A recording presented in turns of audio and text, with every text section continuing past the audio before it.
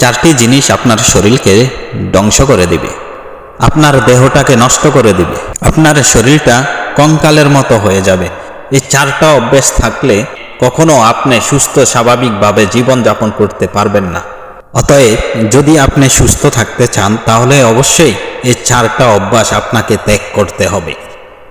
যে চারটি অভ্যাসের কারণে আপনার শরীর নষ্ট হয়ে যায় এবং দেহটা কঙ্কালের মতো হয়ে যাচ্ছে, এবং এই অভ্যাসগুলো আপনাকে ঘিরে রেখেছে। যেমন 1. দুশ্চিন্তা করা, বিভিন্ন বিষয় নিয়ে বেশিরভাগ সময় চিন্তিত থাকা। 2. দুঃখ করা। 3. ক্ষুধার্ত থাকা, খিদে লাগার পরেও না খাওয়া। 4. রাত জেগে থাকা। এই চারটি জিনিস যার ভিতরে থাকবে তার দেহ কখনো সুস্থ স্বাভাবিক থাকবে না।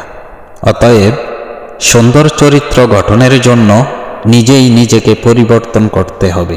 যদি ভালো লেগে থাকে তাহলে লাইক, কমেন্ট, শেয়ার এবং সাবস্ক্রাইব করে পাশে থাকবেন। এতক্ষণ সাথে থাকার জন্য ধন্যবাদ।